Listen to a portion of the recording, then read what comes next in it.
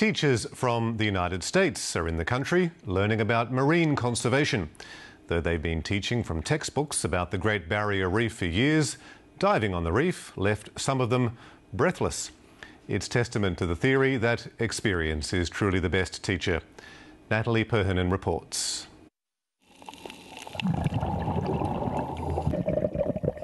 The wonders of the sea world have long been a drawcard for overseas tourists. But now there's a new type of visitor. A lot of us here are teachers. We teach science, we love science, but to actually be able to come here and experience it firsthand in a tank and out on the reef is amazing. The color is amazing. I've never seen anything like it. There's nowhere else in the world you could do anything remotely close to this. These Americans are learning just what it takes to educate the public about the Great Barrier Reef and also how to help preserve the marine system. It's a group of mostly about 50% teachers, and others are environmental professionals. So some work in zoos or aquariums or environmental fields. And it's a graduate program, so almost all of these students here are part of a master's degree called the Global Field Program. Very, very impressed with the huge effort toward the conservation and preservation of the reef, of the Great Barrier Reef. It seems like it's beyond Reef HQ. It seems like most of Australia seems to be behind this conservation effort.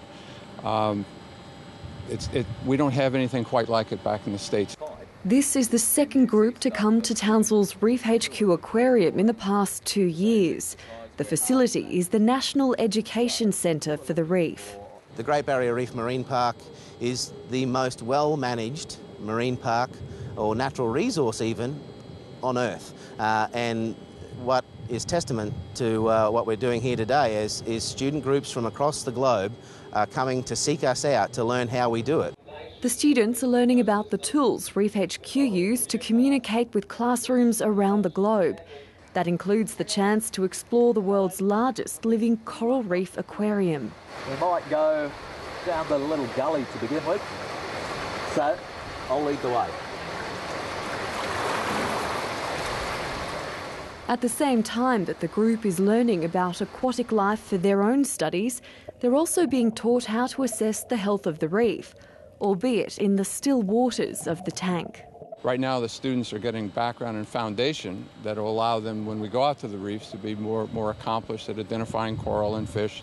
For the Americans, it's an opportunity to bring the classroom activities to life. Oh, diving in an aquarium tank like that is incredible. I don't really know how to explain it. I just feel that all the hard work and the studying finally culminates in an experience here, and then we take that out to the reef, and it's terrific.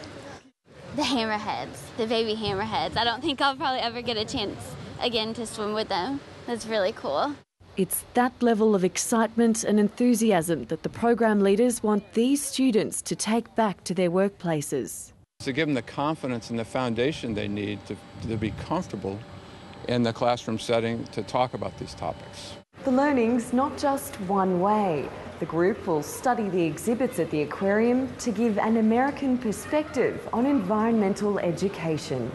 It's a perfect laboratory for public engagement, because most of the people who go through a zoo and an aquarium, they just sort of look at the animals and then they move by. Some of them might read the signs, but there's so much more that's possible. And so trying to come up with creative ideas for interactives and other ways that they can actually make a difference right there and feel like they're part of the conservation story.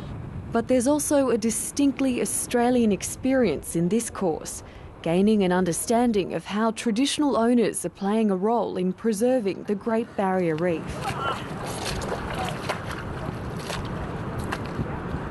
Get them a hands-on experience and up close with our mangroves, and to get their hands dirty and to touch and feel the marine animals that inhabit our mangrove system. It's also about sharing knowledge, which has been passed down from generation to generation. This is also an antidote for a box jellyfish sting.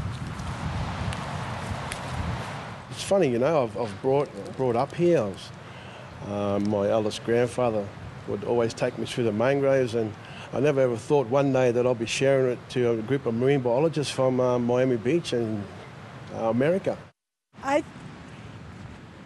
It's overwhelming. It's gorgeous, but I'll have to process it when I get home. Like many of the other people in this group, Mary Ellen Dwight will have a ready audience of children to share her experience with. If I can get just a fraction of the pictures that we've all taken to share, it's going to be quite an eye-opener for all of them, as it is for us, but we get to touch it and feel it. And I think that's part of the neat part of this, is creating an alliance of people from very diverse settings and backgrounds, but who all have an interest in environmental stewardship and global understanding, and having them work together. Natalie Perhinen reporting from Townsville.